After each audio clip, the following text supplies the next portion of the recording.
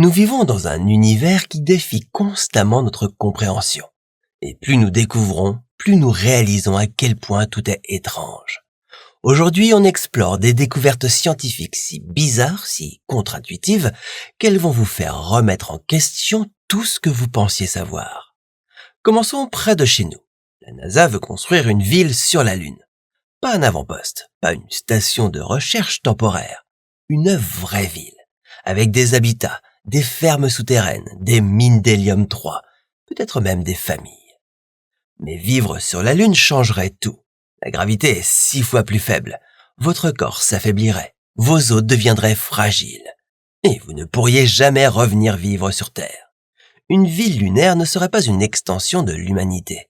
Ce serait une nouvelle branche, une évolution séparée. Mais la Lune n'est rien comparé aux planètes les plus dérangeantes jamais découvertes. HD 189733b, où il pleut du verre fondu soufflé par des vents de 8700 km/h. WASP 12b qui se fait dévorer par son étoile. Kepler 70b où la température de surface dépasse celle de certaines étoiles.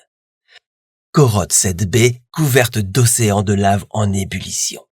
Ces planètes ne sont pas juste hostiles, elles sont des cauchemars cosmiques qui défient notre imagination. Et puis, il y a les trous noirs. Mais pas un seul type, il y en a plusieurs. Et chacun offre une expérience différente de destruction. Les trous noirs stellaires, de plusieurs fois la masse du Soleil. Les trous noirs supermassifs au centre des galaxies, des milliards de fois plus massifs. Les trous noirs intermédiaires qu'on commence à peine à comprendre. Et peut-être même des micro-trous noirs créés dans des accélérateurs de particules. Si vous visitiez chaque type, vous verriez l'espace-temps se tordre différemment. Le temps ralentirait à des rythmes variables, et votre mort serait unique à chaque fois. Certains vous étireraient lentement, d'autres vous vaporiseraient instantanément.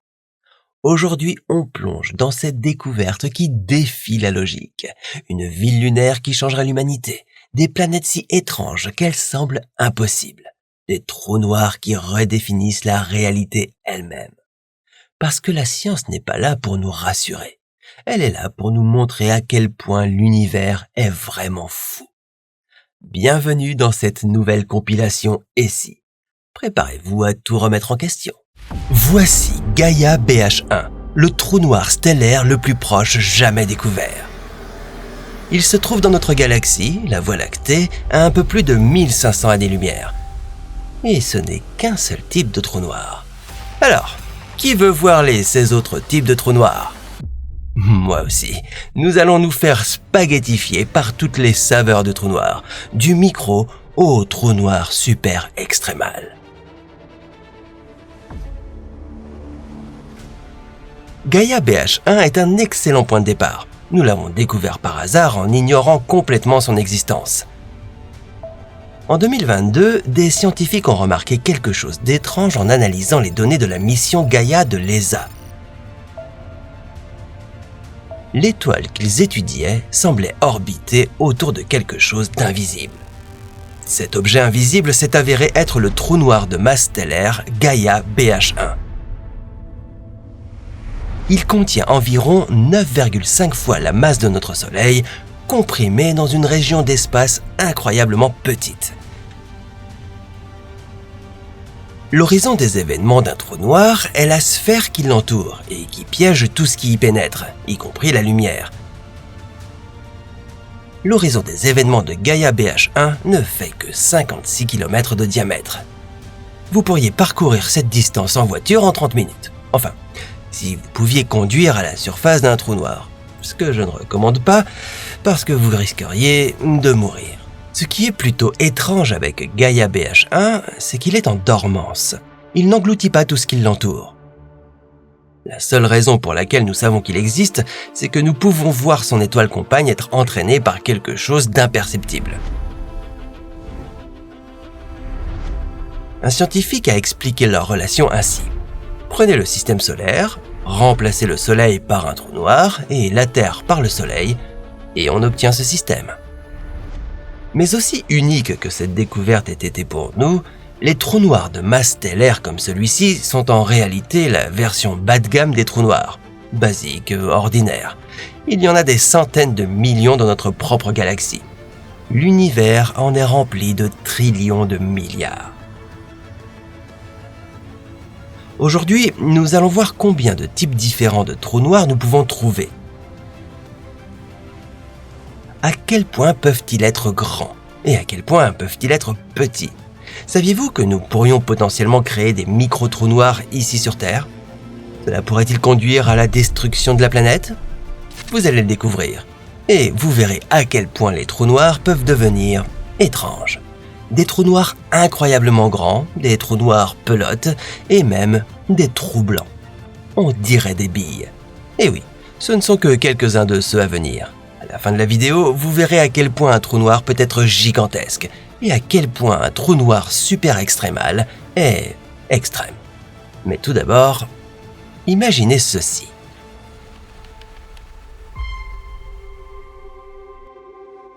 Nous sommes en 1783 dans le Yorkshire, en Angleterre, et vous n'arrivez pas à dormir. Une idée sombre vous empêche de trouver le sommeil. Vous êtes John Mitchell, vous êtes à la fois révérend et scientifique. Un sismologue, un homme qui construit ses propres télescopes, et vous souffrez d'insomnie.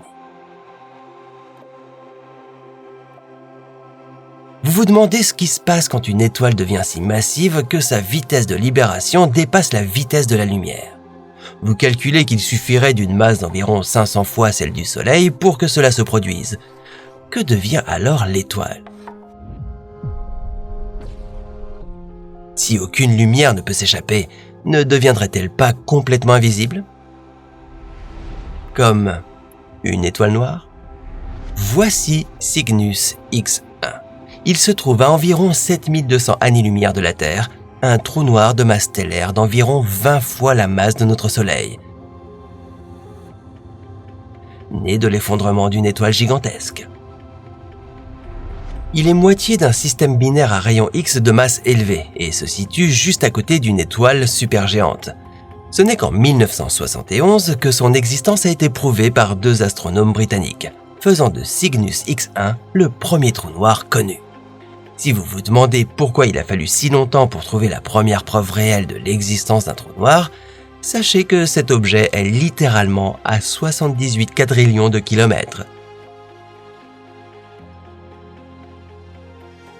Cela représente 1,7 billion de tours du monde, et les scientifiques cherchaient quelque chose mesurant 90 km de diamètre. Et il est totalement noir, juste à côté d'une supergéante. Voici le problème avec les trous noirs. Aussi ancrés soient-ils dans notre conscience populaire, dans notre science-fiction, que ce soit dans les films de Christopher Nolan ou dans Star Trek des années 90, en réalité, nous n'en savons encore pas grand-chose. Ils sont difficiles à trouver et ce n'est qu'il y a 7 ans que nous avons été capables d'en prendre une véritable photo. Et bien que nous théorisons à leur sujet depuis le XVIIIe siècle, que la théorie de la relativité d'Einstein les ait prédits au début du XXe siècle, et qu'Oppenheimer les ait modernisés en 1939, les trous noirs restent un immense mystère.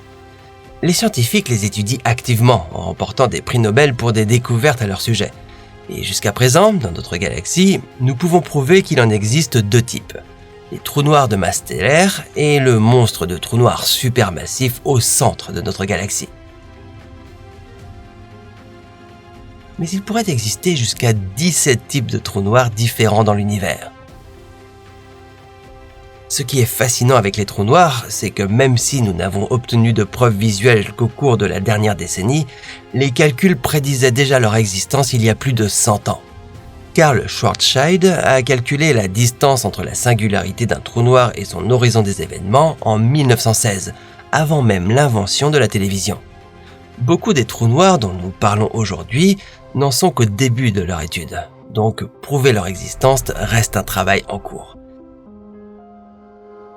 Qui sait, peut-être que vous participerez à leur découverte. Que savons-nous réellement des trous noirs? Bon, ce n'est pas vraiment un cours universitaire, On pourrait expliquer à un enfant de maternelle tout ce que nous savons des trous noirs. Enfin, sans parler des maths. Et là, il vous faudrait vraiment un diplôme universitaire, voire même un doctorat en physique. Nous savons que les trous noirs de masse stellaire ordinaire se forment lorsque de grandes étoiles 5 à 20 fois plus grandes que notre Soleil épuisent leur carburant et s'effondrent sur elles-mêmes lors d'une spectaculaire explosion de supernova.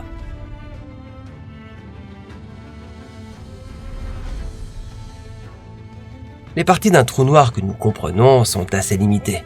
Nous savons qu'en plein centre se trouve un point unique de densité et de masse quasi infinie.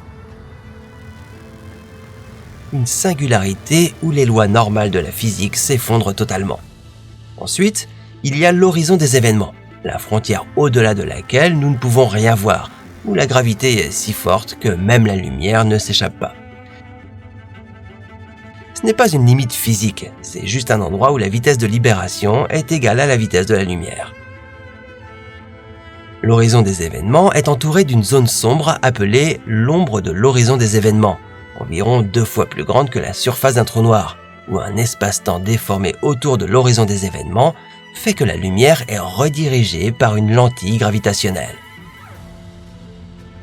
Autour du trou noir se trouve généralement un disque d'accrétion. C'est un disque plat de gaz chaud et de matière pris en orbite autour du trou noir. Ils orbitent si vite qu'ils surchauffent et projettent de la lumière et des rayons X dans toutes les directions. Bien que le trou noir lui-même soit proche du zéro absolu, le gaz qui l'entoure peut être à des millions de degrés, Celsius ou Fahrenheit au choix.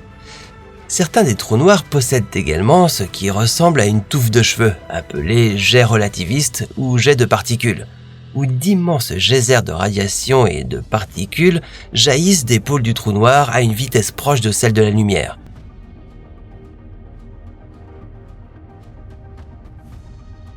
Ils peuvent s'étirer sur des centaines de milliers d'années-lumière. Vous vous demandez ce qui arriverait à notre belle planète si elle venait à croiser la route de l'un d'eux. Eh bien, le jet est essentiellement une lance à incendie intergalactique de rayons X, de rayons et de particules surchargées. Donc, s'il était près de notre système solaire, événement d'extinction totale. Dites adieu à l'atmosphère et à toute créature dotée d'ADN. Enfin, il y a la sphère de photons. La lumière du disque d'accrétion est courbée par l'immense gravité du trou noir, qui crée un anneau fin et lumineux, ou sphère de photons, autour du trou noir. Ce n'est en réalité que des images déformées du disque d'accrétion. Et voilà, c'est à peu près tout. Un trou noir possède finalement moins de pièces qu'un puzzle pour enfants. Ce qui est fascinant avec les trous noirs, c'est que, théoriquement, il n'y a presque aucune limite à leur taille, qu'ils soient petits ou grands. Jusqu'où peut grandir un trou noir? Nous allons le découvrir.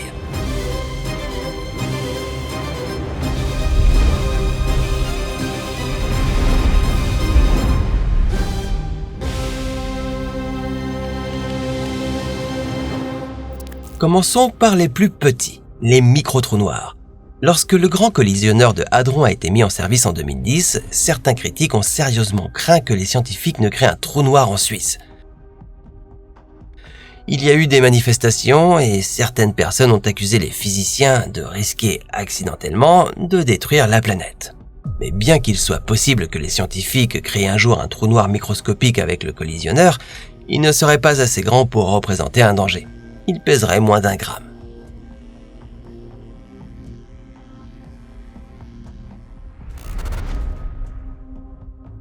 Et il disparaîtrait en moins d'1 billionième de seconde, grâce au rayonnement de Hawking. Il est donc possible que nous puissions créer des micro-trous noirs ici même sur Terre, mais ils seront si petits et si éphémères que le plus grand défi serait de prouver qu'ils ont réellement existé. Et le rayonnement de Hawking a été nommé d'après Stephen Hawking, qui a proposé que les trous noirs perdent en réalité de la masse et des particules à cause d'effets quantiques près de l'horizon des événements. Autrement dit, les trous noirs perdent de minuscules quantités de masse sur de très longues périodes. On n'imagine pas que les trous noirs s'évaporent. Pourtant, c'est bien le cas. Très lentement. La meilleure façon d'étudier ce phénomène pourrait être les trous noirs super extrémaux. S'ils étaient découverts, Il pourrait permettre de comprendre le fonctionnement interne d'un trou noir et changer la physique à jamais. Comment ? On y reviendra plus tard. Parlons d'abord des premiers trous noirs. Le trou noir primordial. Nous avons justement évoqué ce sujet dans un récent épisode consacré à la planète 9. Si Chase vous manque, il est par là à chercher la prochaine planète de notre système solaire.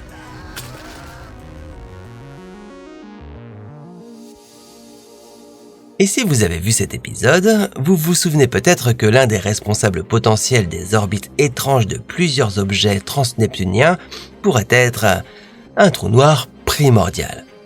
C'est exact, il pourrait y avoir un trou noir de la taille d'un pamplemousse flottant dans les régions extérieures de notre système solaire.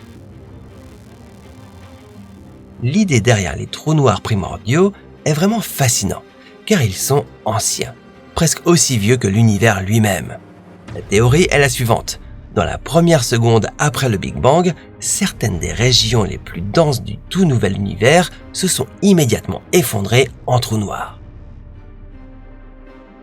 Ils pourraient avoir toutes sortes de tailles, de minuscules trous noirs avec moins de masse qu'une agrafe, ou bien jusqu'à 100 000 fois la masse du Soleil. Les petits auraient tous disparu à cause du rayonnement de Hawking au cours des 14 milliards d'années depuis le début de l'univers. Mais il y en a encore beaucoup qui pourraient encore flotter dans l'espace, même potentiellement juste au-delà de Pluton. Ensuite, en termes de masse, viennent les trous noirs de masse stellaire que nous connaissons tous et adorons, comme Gaia BH1 ou Cygnus X1. Ils pèsent entre 5 et 20 fois la masse de notre Soleil. Et puis, ce qui est fou, pendant longtemps, il semblait qu'il n'y avait rien entre les trous noirs de masse stellaire basique et les monstres au cœur des galaxies. Mais des scientifiques ont récemment découvert un trou noir de masse intermédiaire. Enfin, ils le pensent. Là-bas, dans Omega Centauri. Les scientifiques de l'Institut Max Planck estiment que le trou noir d'Omega Centauri pourrait peser environ 8000 fois la masse du Soleil. Ce qui est plutôt fou car il est bien trop massif pour naître de l'effondrement d'une seule étoile. Il a donc soit dévoré d'autres trous noirs, soit des étoiles, ou les deux, pour atteindre cette taille.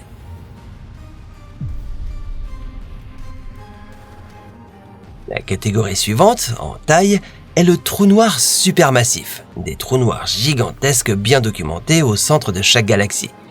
Ils sont si connus qu'ils ont créé un domaine de recherche en développement connu sous le nom de astrophotographie de trous noirs supermassifs. Il n'est pas facile de capturer un trou noir, qu'il se trouve à des dizaines de millions d'années-lumière ou caché dans son propre voisinage cosmique. En 2017, des scientifiques ont tenté de prendre les toutes premières photos de trous noirs en se concentrant sur deux géants. Le trou noir extrêmement lointain au centre de la galaxie M87, à 55 millions d'années-lumière, et le trou noir au cœur de notre Voie lactée, Sagittaire A.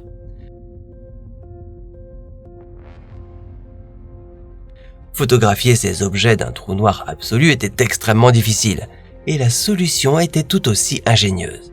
Les scientifiques ont utilisé le télescope d'Event Horizon pour transformer la Terre et son réseau international de radiotélescopes en un télescope géant, de la taille d'une planète, capable de voir à travers plusieurs couches d'interférences.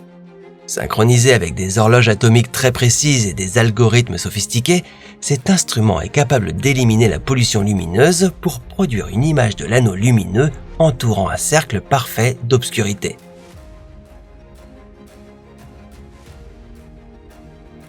L'ombre d'un trou noir.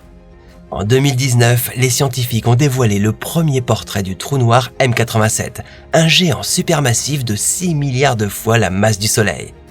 3 ans plus tard seulement, les scientifiques ont utilisé les travaux d'Andrea Ghez et Reinhard Genzel, lauréats du prix Nobel 2020 pour avoir mathématiquement prouvé l'existence d'un trou noir supermassif dans notre galaxie, pour révéler quelque chose de bien plus intime. Cette photo du Sagittaire A. Le trou noir supermassif au centre de la Voie lactée, situé à seulement 26 000 années-lumière de la Terre. Imaginez avoir passé 30 ans à observer des étoiles en orbite autour d'un objet invisible à des vitesses vertigineuses, convaincu que quelque chose ayant une masse 4 millions de fois supérieure à notre Soleil se cachait au centre de notre galaxie et que vous le voyez enfin. Un petit conseil, n'abandonnez jamais vos rêves. Quel sera le troisième trou noir à être photographié? Impossible de dire pour l'instant, mais quels autres trous noirs pourraient exister? Que diriez-vous de...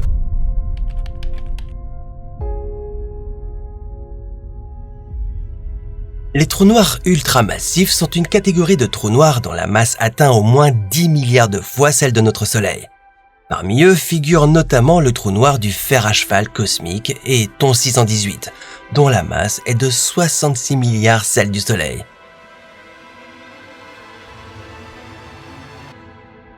Et, potentiellement, le trou noir de l'amas de la galaxie Phénix, connu sous le nom de Phénix A, qui pourrait bien être le plus grand trou noir de l'univers.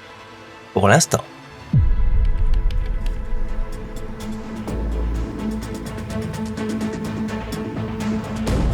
Le trou noir de Phénix A pourrait être si immense qu'il appartiendrait en réalité à la catégorie des trous noirs incroyablement grands. Une nouvelle catégorie pour des trous noirs ayant plus de 100 milliards de fois la masse de notre Soleil. Là est la limite maximale de la taille qu'un trou noir pourrait atteindre. Au-delà, les choses deviennent extrêmement théoriques et particulièrement étranges. Et on ne peut pas simplement les mettre dans une catégorie. Et si on les appelait simplement... Parmi les trous noirs théoriques vraiment étranges, on trouve le trou noir de Schwarzschild. Un trou noir sans rotation et sans charge électrique. Ce qui est bizarre, car tous les trous noirs connus tournent sur eux-mêmes.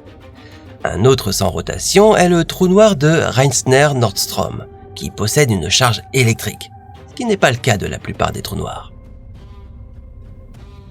Ou encore le trou noir de Kerr-Newman, qui tourne et possède une charge électrique, contrairement au trou noir de Kerr, qui est en fait simplement un trou noir en rotation, sans charge électrique, ce qui correspond à la plupart des trous noirs de masse stellaire. Déjà perdu? Accrochez-vous, ça devient encore plus étrange. D'autres trous noirs théoriques incluent le trou noir pelote, basé sur la théorie des cordes qui suppose que les trous noirs sont d'énormes pelotes de laine désordonnées, faites de cordes vibrantes.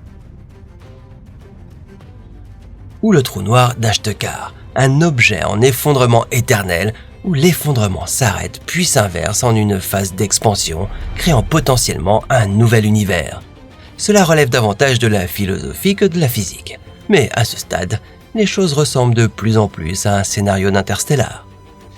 Également très théorique, le Gravastar. Il ressemble à un trou noir, mais est essentiellement constitué d'une série de coquilles chargées d'énergie noire.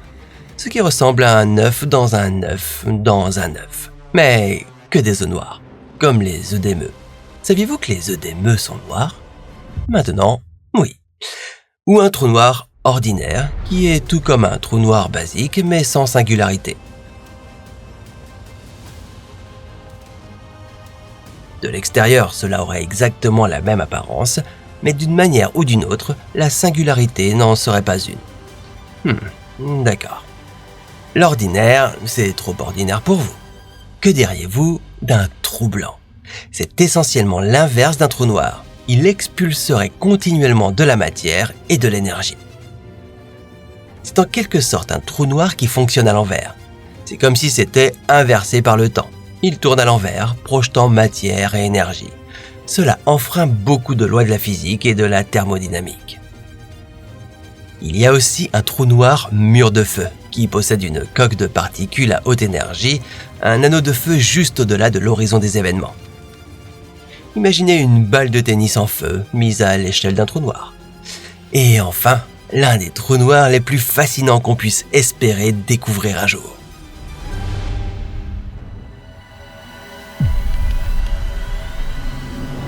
Un trou noir qui tourne si vite et accumule tellement de charge électrique que son horizon des événements disparaît. Plus d'horizon des événements. Ce serait peut-être la chose la plus cool qu'on ne puisse jamais étudier. Une singularité nue, ce point infiniment dense où la physique s'effondre, mais qui serait entièrement exposé à nos yeux, dans l'univers extérieur, prêt à être étudié. Pour les scientifiques, ce serait un rêve devenu réalité, car nous pourrions observer directement le fonctionnement des objets les plus mystérieux de l'univers, la singularité. Plus précisément, la singularité au cœur du trou noir super extrémal. Il n'y a presque aucune chance que cela existe réellement, mais une chose est sûre, si c'est le cas, les scientifiques trouveront un moyen de le photographier, et ce sera extraordinaire. La plupart de ces trous noirs étranges et troublants sont purement théoriques. Au-delà des trous noirs de masse stellaire et supermassifs, il reste encore un travail colossal à accomplir pour prouver leur existence.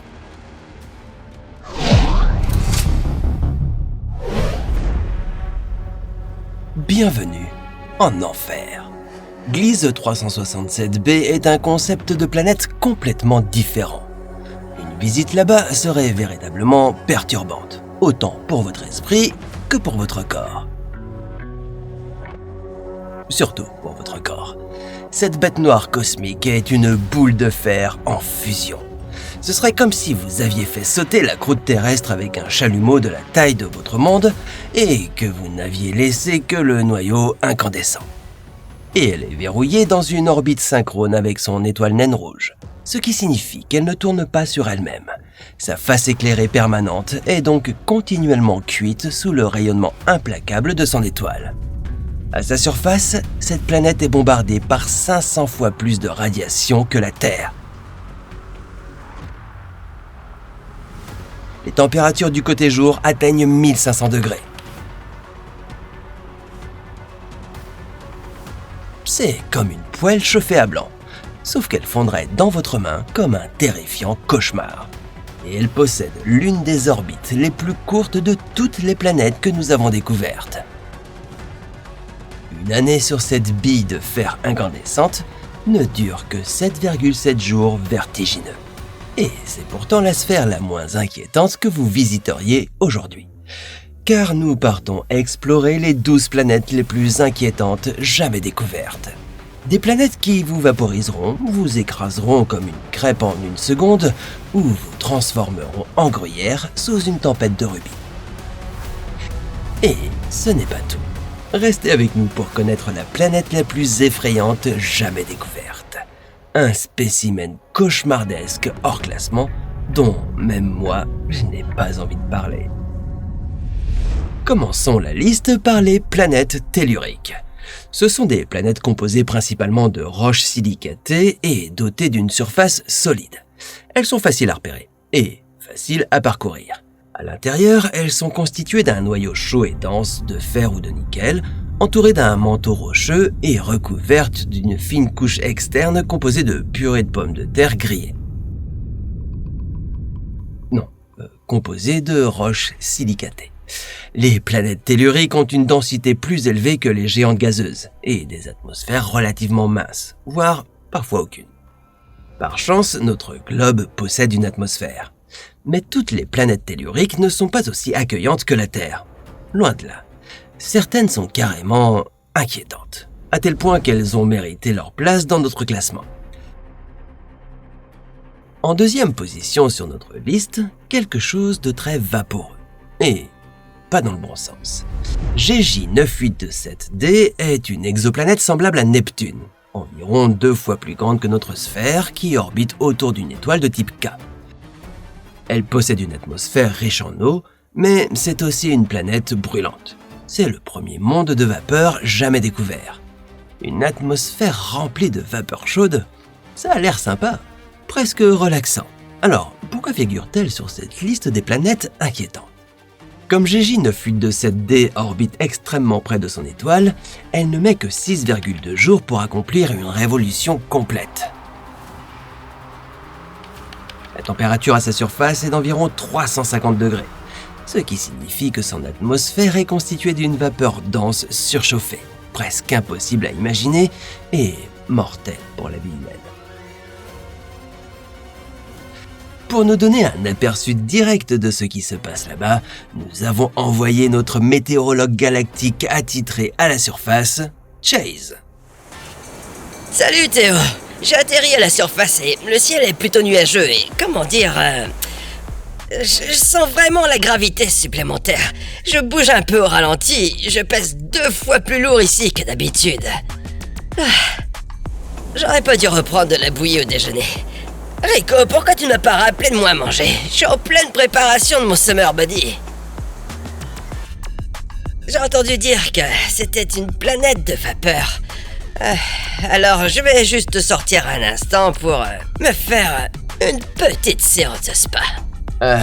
Chase, ce n'est pas le genre de vapeur que tu imagines. Oh. Tu devrais toujours vérifier la température extérieure avant d'ouvrir la porte du vaisseau. Passons maintenant à une autre planète tellurique, classée numéro 3 sur la liste des plus inquiétantes. Et c'est un véritable poids lourd. À première vue, TOI 849b n'a rien d'alarmant. Elle mesure environ 85% de la taille de Neptune, soit environ 3,4 fois le diamètre de la Terre. Mais c'est la sphère de type terrestre la plus massive jamais découverte. Et c'est une vraie bizarrerie. D'abord, il est étrange qu'une planète de cette taille orbite si près de son étoile. TOI 849b effectue une révolution autour de son étoile toutes les 18 heures. Et sa température de surface atteint la température torride de 1500 degrés. Mais ce n'est pas ce qu'elle a de plus bizarre. Selon les modèles de formation planétaire, elle ne devrait même pas exister. Le fait est que lors de la formation d'une planète dont la masse est supérieure à 10 fois celle de la Terre, les forces gravitationnelles intenses en jeu entraînent une accrétion de gaz incontrôlée. La planète attire alors d'énormes quantités d'hydrogène et d'hélium, ce qui conduit à la création d'une géante gazeuse. Pas du tout ce que nous appelons une planète tellurique. Et TOI 849b est 40 fois plus massif que la Terre. C'est une quantité de matière dense franchement perturbante concentrée dans un espace aussi restreint. Certains scientifiques pensent que TOI 849b aurait en fait pu être une géante gazeuse et que, suite à un processus cataclysmique, son enveloppe gazeuse aurait été arrachée, ne laissant qu'un noyau rocheux. Mais même comparée à une géante gazeuse intacte, elle est énorme. On estime que le noyau de Jupiter ne représente que 25 fois la masse de la Terre. Donc, quel que soit le critère, TOI 849b est un véritable monstre. Et c'est troublant, car elle a littéralement bouleversé les connaissances scientifiques générales sur la formation des planètes. La suivante m'empêche de dormir la nuit. Numéro 4 de notre classement et un tout nouveau niveau d'étrangeté. Une planète tellurique plus chaude que le Soleil. Imaginez une immense géante gazeuse plongée dans une spirale mortelle vers sa propre étoile. Elle s'y écrase ensuite profondément dans ses couches externes. Une géante gazeuse entière engloutie par une étoile géante rouge. Et puis, miracle, la planète en ressort sous la forme d'une boule de feu incandescente surchauffée. Tout a été brûlé et balayé, sauf son noyau ardent et brillant. C'est Kepler 70b. Elle a survécu à l'impossible, un plongeon direct dans l'étoile autour de laquelle elle orbite à présent. La température à sa surface atteint 7300 Kelvin, soit plus de 7000 degrés.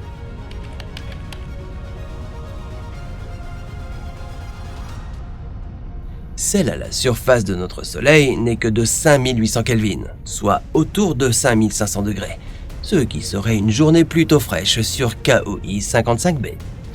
Nous avons envoyé Chase faire le constat par lui-même. Chase ? Nous le retrouverons un peu plus tard. Ok, jetons maintenant un peu d'eau sur toute cette chaleur. Une quantité d'eau inquiétante. Nous vous emmenons vers les mondes tsunamiques. Depuis l'espace, la Terre apparaît comme une planète bleue, car elle est recouverte à 70% d'eau. Mais ces mers et ces océans, que nous considérons comme si vastes et profonds, ne sont finalement qu'une fine couche d'humidité. Car seule une infime fraction de la masse terrestre est constituée d'eau, à peine 1%. TOI 1452b occupe la 5e place de notre liste et fait passer notre globe pour une planète désertique poussiéreuse. Sa densité ne peut s'expliquer que si elle est constituée d'une quantité importante de matière plus légère que les roches lourdes qui composent des planètes comme la nôtre. Une substance plus légère, comme l'eau, qui pourrait représenter jusqu'à 30% de sa masse totale. Avez-vous déjà été en pleine mer, entièrement entouré d'eau, d'un horizon à l'autre? Sur Terre, vous savez qu'il y a de la terre ferme où retourner. Mais s'il n'y en avait nulle part, ce serait inquiétant. Et ce n'est là qu'un des aspects troublants d'un monde tsunamique comme TOI 1452b, car ces océans pourraient atteindre des centaines de kilomètres de profondeur. Et là où il y a de l'eau liquide, il pourrait y avoir de la vie. Nous possédons même dans notre propre système solaire des lunes riches en eau qui pourraient abriter des formes de vie extraterrestres. Les lunes de Jupiter, Ganymède et Callisto, ou celles de Saturne, Titan et Encelade seraient susceptibles de cacher des océans liquides sous leur croûte glacée. Que ce soit une boue primordiale, un monstre marin terrifiant ou simplement un océan sans fin, TOI 1452b serait sans aucun doute un endroit inquiétant à visiter. Bon, passons à la suite. Nous n'en sommes qu'au numéro 6 de notre liste des planètes les plus inquiétantes. Attendez de voir la numéro 12. Mais pour l'instant, nous partons vers la planète Miller, un monde tsunamique au tempérament violent. À sa surface, elle est constamment frappée par des raz-de-marée de plus de 1200 mètres de haut. Mais les mers ici sont si peu profondes qu'on peut s'y tenir debout. Toute l'eau est concentrée dans ces gigantesques vagues. Ces colosses déferlants ont effacé tout ce qui se dressait sur leur passage, laissant sa surface plate et sans relief. Mais ce n'est pas ce qu'il y a de plus perturbant. Cette planète gravite autour d'un gigantesque trou noir. Et à cause de cette orbite et de la façon dont l'espace est déformé à proximité de ce trou noir, toute personne présente sur Miller subit une dilatation temporelle. Pour chaque heure passée à la surface, cette année s'écoulerait sur Terre. Si vous visitiez cette planète ne serait-ce que pour quelques heures, à votre retour, vos petits-enfants auraient le même âge que vous. Ce qui serait très perturbant pour tout le monde. Nous y avons envoyé Chase pour faire son rapport. Chase? Chase? On dirait qu'il ne bouge pas. Oh, à cause de la dilatation du temps, chaque minute pour nous équivaut à 0,00001629726 minutes pour Chase. Il a donc l'air de ne pas bouger, mais il se déplace simplement à une vitesse incroyablement lente. Nous devrons revenir à ce reportage dans quelques mois, ou quelques années. Bon, d'accord. Vous l'avez peut-être deviné, la planète Miller est bien sûr tirée du film Interstellar. Mais le plus troublant à propos de cette planète fictive, c'est qu'elle pourrait exister. Les concepts qui la sous-tendent sont tous basés sur des possibilités scientifiques. Ok, éloignons-nous un instant de notre liste, car nous n'avons pas besoin de traverser la moitié de l'univers pour trouver des planètes si étranges qu'elles en deviennent forcément troublantes. Ici même, dans notre propre système solaire, il y a une lune où les lacs ne sont pas faits d'eau, mais de gaz naturel liquide. Sur Titan, une lune de Saturne, il fait tellement froid, environ moins 179 degrés, que l'eau prend la consistance de la roche et que le méthane s'écoule comme de l'eau liquide. Sur Terre, le méthane est un gaz extrêmement inflammable. Sur Titan, il forme des rivières. Et comme si ça ne suffisait pas, les régions les plus arides de Titan abritent des déserts géants recouverts de grains noirs d'hydrocarbures explosifs. S'il y avait de l'oxygène, tout ce qui se trouve à proximité s'enflammerait à une vitesse effrayante.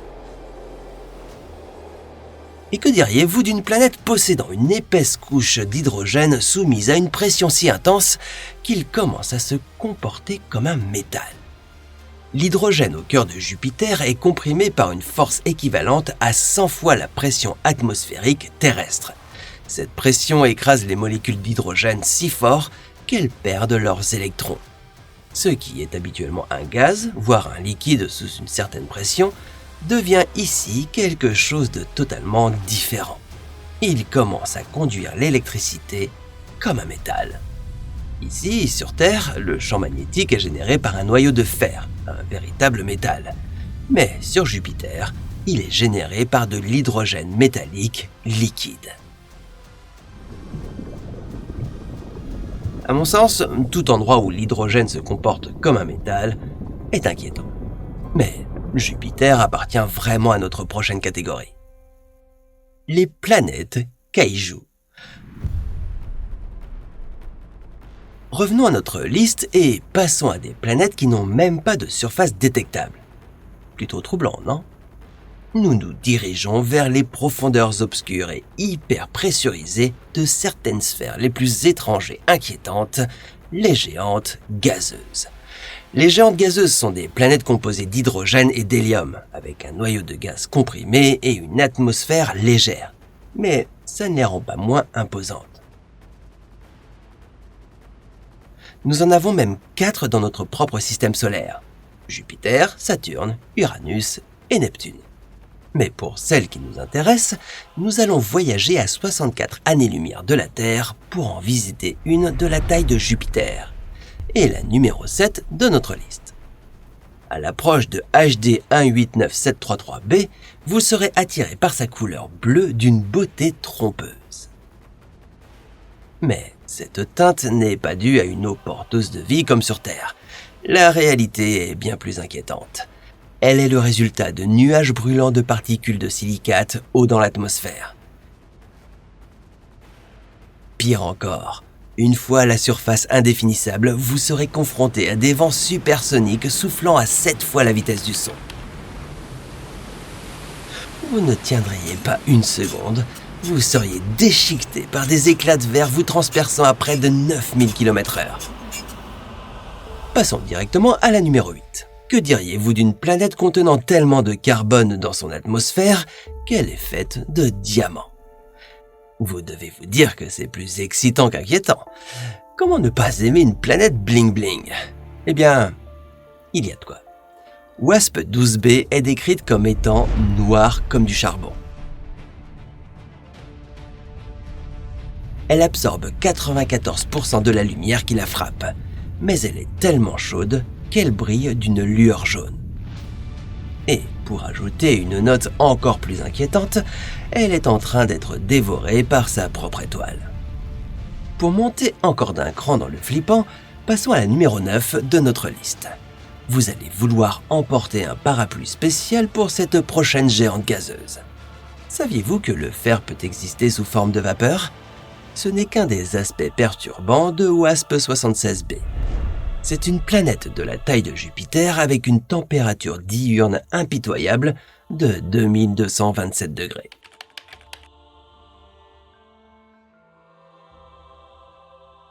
C'est suffisamment chaud pour vaporiser le fer à la surface et créer une atmosphère de vapeur de fer.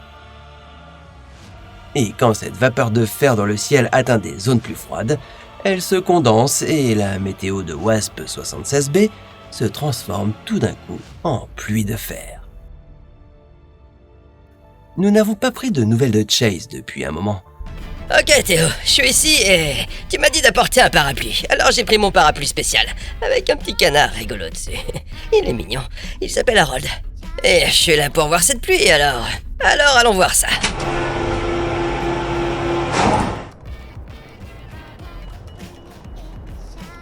Bon, cette planète est intéressante. D'accord Théo, de quel genre de pluie tu as parlé déjà ? Une pluie de fer. Oh, La vie telle que nous la connaissons, ou dans ce cas celle de Chase, ne survivrait pas une minute dans ces conditions. Bon, faisons maintenant une sortie spatiale du côté obscur, d'une obscurité inquiétante et numéro 10 de notre liste. HATP 7b est l'une des planètes les plus sombres jamais observées. elle absorbe 97% de la lumière qui la frappe. Mais ce n'est pas ce qu'il y a de plus perturbant à propos de cette sphère extrasolaire plus grande que Jupiter. Elle est balayée par des vents puissants et des nuages composés de corindon, le minéral à l'origine des rubis et des saphirs. Donc, quand il pleut ici, ce sont des pierres précieuses qui tombent. Mais, comme vous pouvez l'imaginer avec ces vents violents, survivre à une tempête de rubis et de saphirs sur HAT P7b serait extrêmement improbable. En numéro 11, nous trouvons une planète semblable à Neptune qui propose une version très inquiétante de la glace. La glace, c'est froid, pas vrai. Sur Gliese 436b, la température à la surface atteint un torride 300 degrés. Cette planète est composée en grande partie d'eau, mais il n'y a ni océan ni atmosphère comparable à celle d'un sauna. Parce que c'est de la glace. Sous l'effet de son intense gravité, cette sphère est constituée de ce qu'on appelle de la glace chaude. La pression exercée sur les molécules d'eau maintient la glace à l'état solide, même à des températures avoisinant les 282 degrés. À quel point serait-il perturbant d'avoir de la glace chaude dans votre boisson ? Déposer un cube d'eau solide extrêmement pressurisé et chauffé à près de 300 degrés dans un récipient contenant votre boisson habituelle provoquerait une catastrophe explosive. Les forces libérées au moment de la décompression de la glace chaude seraient comparables à l'explosion d'une bombe. Il y a un instant encore, nous flottions sur un océan d'eau infinie. Et maintenant, nous allons en contempler un tout autre type. Un océan de roches liquides. Nous passons aux mondes infernaux et au numéro 12 de notre liste. K241b possède un noyau rocheux, un océan de roches et une atmosphère de roches. En rotation synchrone avec son étoile, les températures atteignent les 3000 Kelvin, soit plus de 2700 degrés, sur sa surface éclairée. Cette chaleur fait fondre la roche de surface en un océan liquide et vaporise le magma en surface. Des vents supersoniques emportent cette vapeur de roche dans l'atmosphère et tout autour de la planète. Et quand ces nuages brûlants de vapeur rocheuse atteignent la surface sombre et glaciale, ils se condensent et retombent sous forme de grêle rocailleuse. Les zones de Terminator, situées entre le côté diurne brûlant et le côté nocturne glacé, constituent une bande terrifiante de conditions météorologiques cauchemardesques. Dans ces régions, des tempêtes cataclysmiques alimentent en permanence les chaînes de montagnes de magma qui s'écoulent lentement vers la face chaude, entraînées par la gravité et se frayant un chemin pour retrouver l'équilibre. En parlant de météo, prenons des nouvelles de Chase et voyons comment va notre météorologue cosmique. Théo, comme tu peux le voir, ça secoue sérieusement ici. Mon mesureur d'ouragan vient de s'envoler, donc j'imagine que ça souffle vraiment fort. Bon, ce qui est intéressant ici, c'est que... Ok, je l'avais pas vu venir, celle-là. Je sais pas vraiment comment je vais quitter cette planète. J'imagine que je vais devoir aller chercher mon vaisseau de... Ça souffle fort. Nous sommes donc arrivés à la fin de notre voyage à travers les 12 planètes les plus inquiétantes jamais découvertes. Bon, il reste bien encore un monde, mais c'est le genre d'endroit qui empêche même les astrophysiciens les plus expérimentés de dormir la nuit. Un monde condamné. Et le numéro 13 malchanceux de notre liste. Et il est très trompeur. Il possède une queue spectaculairement belle qui cache une terrible vérité. Indice, c'est de la lave. BD plus 054868AB est une exoplanète qui tourne autour de son étoile à une distance 20 fois plus proche que celle de Mercure autour de notre Soleil. C'est littéralement une boule de magma bouillonnante qui file dans l'espace. Elle est tellement proche de son étoile qu'il ne lui faut que 30,5 heures pour accomplir une orbite complète. Et à sa surface, une tempête de feu planétaire fait rage en permanence. La chaleur intense et le rayonnement de son étoile la frappent comme un chalumeau géant, arrachant continuellement sa surface dans un vent thermique cataclysmique. La planète perd l'équivalent d'une montagne entière de matière toutes les 30,5 heures. La roche vaporisée laisse derrière elle une traînée de débris en fusion longue de 9 millions de kilomètres.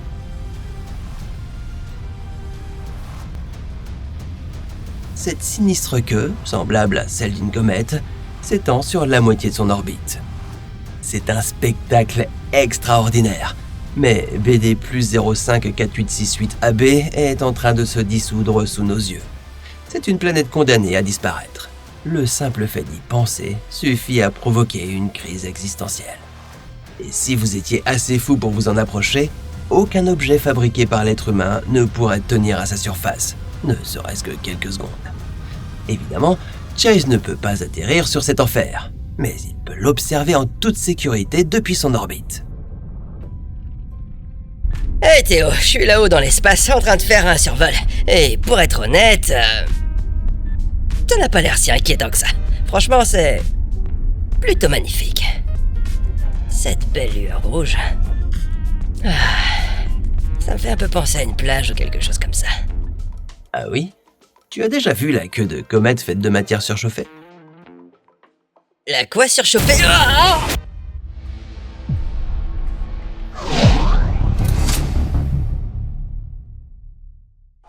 Nous sommes en 2126 et vous observez la Terre se lever depuis le confort de votre maison sur la Lune.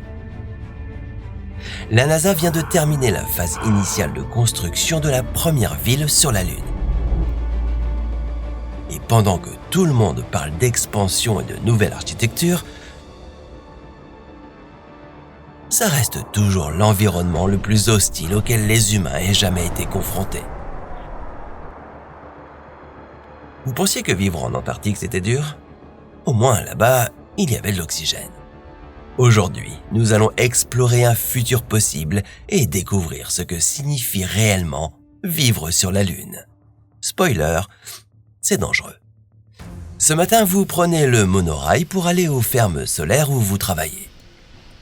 Sur la Lune, l'électricité est essentielle et les panneaux solaires sont plats et grands, donc faciles à transporter. C'est votre premier vrai boulot ici. Il faut remplacer le câblage des panneaux solaires qui alimentent Luna Prime et inspecter les anciennes unités de chauffage à radioisotope. Vous êtes ravis. C'est une époque passionnante pour être un habitant de la Lune. Aussi appelé Luni, ou devrais-je dire lunatique, parce qu'il faut être un peu fou pour vivre ici. À l'extérieur de votre habitation, l'environnement est particulièrement mortel. Les micrométéorites volent plus vite que les balles de sniper, et un petit astéroïde se déplaçant à 80 km par seconde peut perforer votre bouteille d'oxygène, fissurer votre casque ou percer un trou en plein milieu de votre crâne. Chaque sortie est dangereuse et l'humanité doit affronter de nombreuses menaces juste pour survivre ici. Pour commencer, à l'équateur de la Lune, il y a 14 jours d'obscurité par mois. 2 semaines effrayantes et froides. Les températures peuvent atteindre 127 degrés au soleil, mais à l'ombre, il fait moins 173 degrés.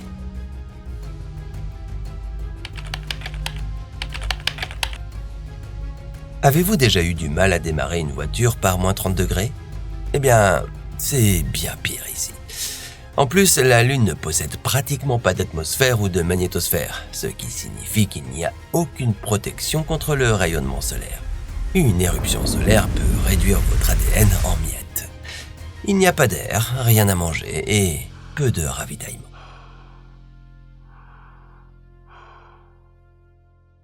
Mais nous sommes en 2126 et l'humanité a trouvé des solutions techniques à la plupart de ces problèmes. Mais pourquoi? Pourquoi est-ce que quelqu'un accepterait de traverser l'enfer pour construire une ville sur la Lune? Parce que toutes les personnes qui vivent ici, vous y compris, sont assez folles pour voir cette base lunaire telle qu'elle est réellement. Une porte vers l'univers. Chaque jour donne l'impression d'être historique. Organiser une expédition vers Mars, vers la ceinture d'astéroïdes ou au-delà, ou vers l'intérieur. Pour explorer tout le système solaire, c'est 1000 fois plus facile de commencer le voyage avec le réservoir plein depuis la Lune. Pourquoi ? Eh bien, les petits pas de Neil Armstrong et Buzz Aldrin sont la réponse. La faible gravité. Pour lancer une fusée depuis la Terre aujourd'hui, il faut atteindre 35 000 km/h simplement pour accéder à l'orbite terrestre basse. Pour atteindre cette vitesse, 90% du poids de la fusée est constitué de carburant. Imaginez devoir remplir 9 voitures supplémentaires en carburant juste pour quitter votre allée. Mais sur la Lune, la gravité ne représente que 16% de celle de la Terre. Tous les décollages que vous faites depuis la Lune sont 84% plus faciles. Et ce n'est pas tout. Sans atmosphère, de nouvelles technologies de lancement, jusqu'ici impossibles sur Terre, deviennent des options réalisables depuis la Lune. Par exemple, les canons à rail qui utilisent des électroaimants pour accélérer la charge utile en orbite. C'est un exploit d'ingénierie incroyable rien qu'en arriver là. Pour survivre, la ville a besoin d'un approvisionnement continu en électricité, en oxygène et en eau, ainsi que des services de communication et des centres de données, enfermés dans des bâtiments capables de survivre à des environnements extrêmes et de stocker de l'énergie. Luna n'est pas juste une ville. C'est un système de survie. Et chaque jour, son système pourrait basculer. Un simple bug informatique pourrait vider toutes les réserves d'oxygène. Terrifiant. Et la gravité ? Le fait de vivre dans une faible gravité ne nuit-il pas au corps humain sur le long terme ? Restez jusqu'à la fin de cette vidéo pour découvrir comment résoudre ce problème. Mais comment cette ville peut-elle réellement survivre ici ? Tout se résume à une chose, les matériaux, les ressources. Au cours du siècle dernier, la NASA a tenté de comprendre comment dupliquer en toute sécurité ce que nous avons sur Terre. Air, eau, nourriture, chaleur, abri et ne pas devenir fou. Devenir fou ne semble peut-être pas si risqué, vous êtes là pour une aventure après tout. Mais l'isolement est bien réel. En 2011, le projet Mars 500 a simulé un voyage d'1 an vers la planète rouge. Les membres de l'équipage ont vécu dans des conditions réalistes. Aucune communication en temps réel avec la famille, divertissement limité, logement restreint. Au début, tout se passait bien. Les participants appréciaient la compagnie des uns et des autres. Pourtant, pendant le voyage retour, tout le monde restait dans son coin, sans interaction. Un vrai navire fantôme social.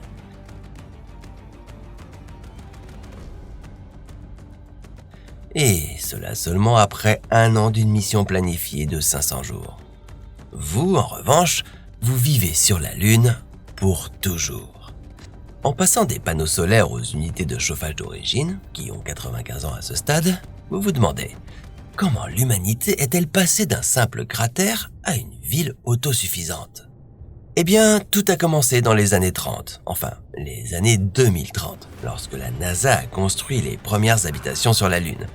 Peut-être que « habitation » est un grand mot.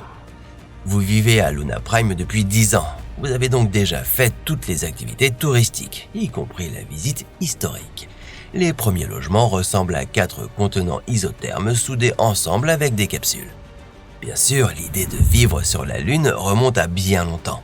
Les humains racontent des histoires à ce sujet depuis qu'ils grignotent des mammouths autour d'un feu de camp. Ces récits de science-fiction, de H.G. Wells à Heinlein, sont devenus réalité avec Armstrong et Aldrin en 1969.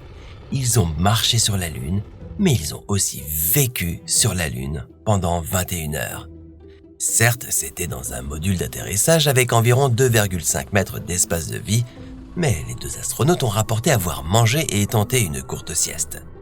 En 1972, après Apollo 17, les humains ont cessé de retourner sur la Lune pendant un certain temps. Mais dans les années 2000 et 2010, une découverte a complètement changé la donne. De l'eau. Elle a été trouvée dans le sol lunaire. Cela a rendu l'établissement d'une base permanente beaucoup plus réalisable. Parce que nous, les humains, avons besoin de cette eau. Des plans ont été élaborés pour retourner sur la Lune et y établir des habitats. En 2026, la désormais légendaire mission Artemis II est devenue le premier vol habité autour de la Lune en 50 ans, ravivant l'imagination humaine pour un alunissage en 2028.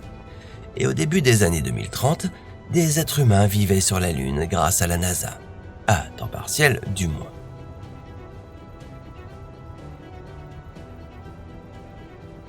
Au début, ils vivaient comme Buzz et Neil et dormaient dans leur système d'alunissage habité. Un endroit pas si agréable pour faire une sieste. Mais, progressivement, ces habitats gonflables isothermes sont devenus réalité, créant une présence semi-permanente de l'équipage. Les habitats étaient efficaces pour dévier les rayonnements solaires, mais c'était laborieux d'y entrer et d'y sortir. Il fallait enfiler une combinaison et quitter l'habitat prenait des heures, car le régolithe lunaire se répand partout. Dans chaque joint, dans chaque charnière, sur chaque surface. Et une fuite d'air finirait par entraîner une décompression, ce qui n'est pas bon du tout. Donc l'entretien est une partie essentielle de la vie lunaire, à moins que vous ne souhaitiez vous retrouver dans la première tombe sur la Lune. En quelques décennies, une fois les imprimantes 3D et l'extraction d'eau mises en place, l'humanité a commencé à construire des structures plus permanentes directement à partir du régolithe lunaire. Des dômes, partout. Une technologie déjà présente sur Terre aujourd'hui permet au laser de souder le régolithe lunaire pour créer une sorte de béton lunaire. Cette approche utilise un procédé similaire à la fusion sur lit de poudre où la poudre de régolithe est fondue puis se recristallise en céramique structurelle. Pas mal ces habitats laser lunaires. À votre arrivée, Luna Prime abritait plus d'1 million de personnes et disposait d'un meilleur système de transport en commun que la plupart des villes sur Terre. Mais vous vous demandez peut-être, comment ont-ils fait cela à une telle échelle ? Comment ont-ils sécurisé l'air, l'eau, la nourriture, le chauffage et un habitat pour plus d'1 million de personnes sans que tout le monde ne meure ? C'est une excellente question et la seule bonne réponse est la science. Enfin, la technologie et l'ingéniosité humaine face à des obstacles écrasants. Et la science.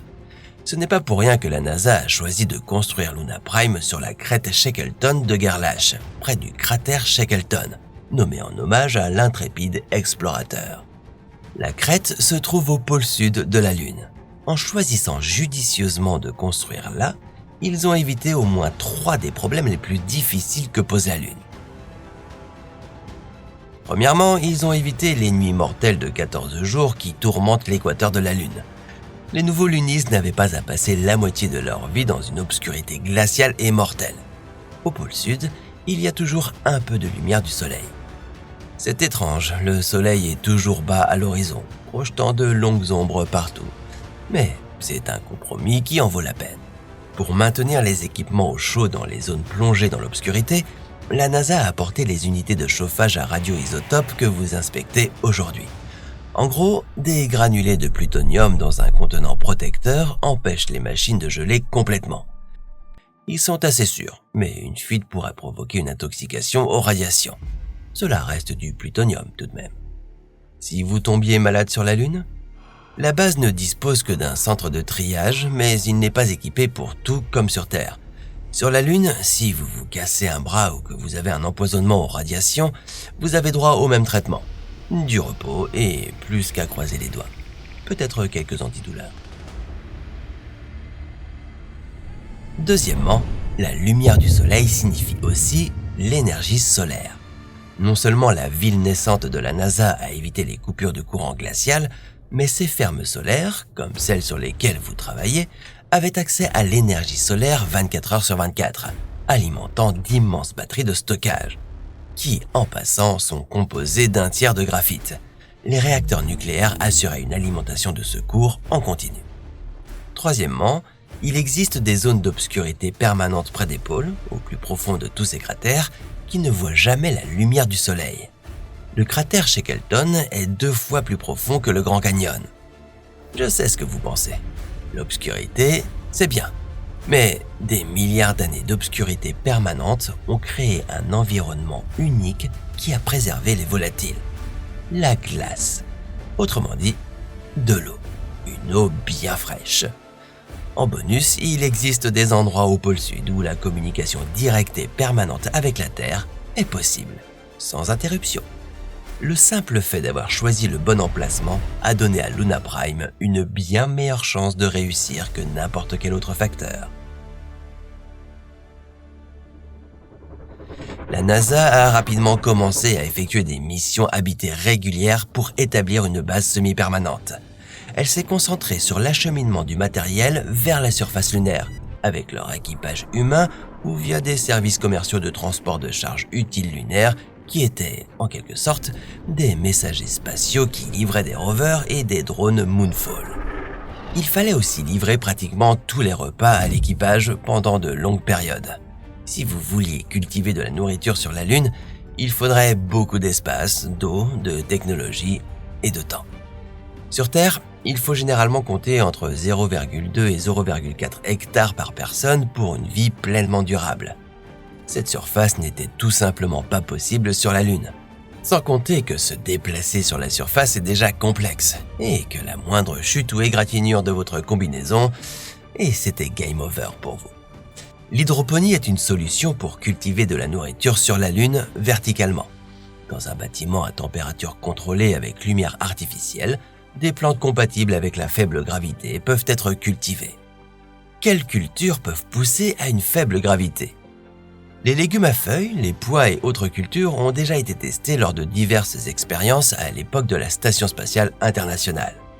En 2022, des chercheurs chinois à bord de la station Tiangong ont cultivé des grains de riz sur l'ensemble de leur cycle de vie, de la graine aux céréales et jusqu'à la graine à nouveau. C'est une étape importante car amener quoi que ce soit, même des graines sur la Lune, est extrêmement coûteux.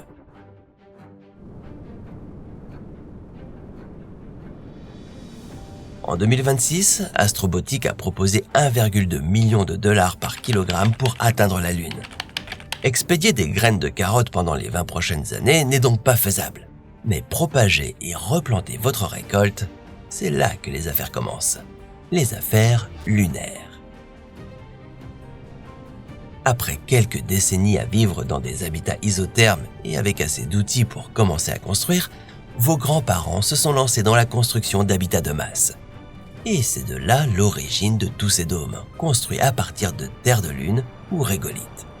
Le régolithe lunaire est pénible, il est abrasif et collant, mais c'est un bloc de construction étonnamment utile. Il contient de l'oxygène, du silicium, du fer et de l'aluminium et fournit du verre et du métal pour les dômes. Pourquoi y a-t-il toujours des dômes sur la Lune ? Eh bien, sur la Lune, tout doit être pressurisé et les dômes sont l'architecture la plus stable pour les environnements pressurisés. Les humains ont commencé à fabriquer des briques et à imprimer en 3D des dômes en béton de régolithe, de fer extrait, d'aluminium et de silicium. Les habitats étaient lourdement blindés pour protéger les lunistes des micrométéorites et des radiations mortelles du vent solaire. Après quelques décennies, l'humanité avait des dômes. Il y avait aussi de l'oxygène, de l'énergie, de la nourriture, ainsi que de l'eau une fois que les opérations minières dans les cratères étaient pleinement opérationnelles. Avec tout cela à portée de main, la NASA a commencé à faire vivre des gens de façon plus permanente. Les ascenseurs spatiaux lunaires facilitaient les allers-retours de personnes. Certains effectuaient des rotations d'1 an. Mais certaines personnes sont restées. Finalement, les habitats sont devenus un village, puis une ville, puis une métropole. Et, soyons clairs, ce n'était pas la seule métropole.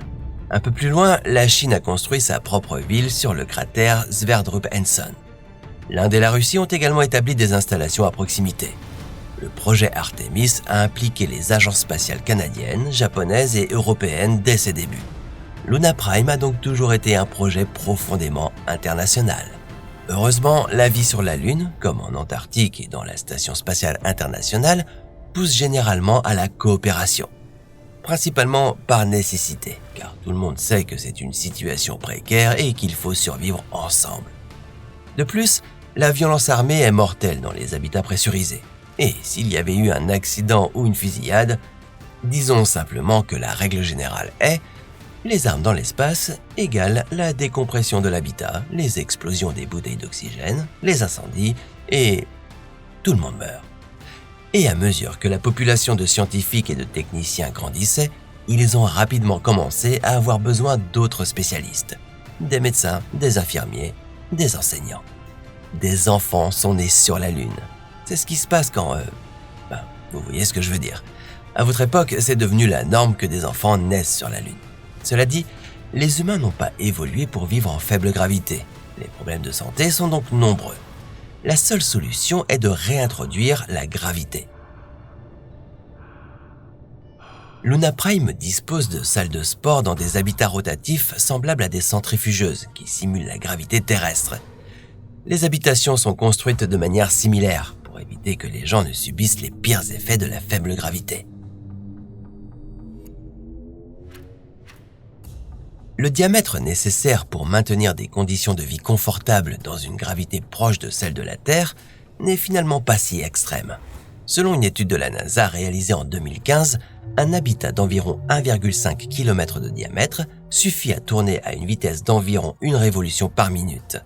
Mais plus on réduit la taille, votre tête subit moins de gravité que vos pieds, donc se pencher et se retourner devient une expérience désagréable. Cependant, avec suffisamment de temps et de mise en rotation, les humains pourraient survivre dans des habitats aussi petits que 50 mètres de diamètre, tournant à 6 tours par minute. Techniquement, c'est possible.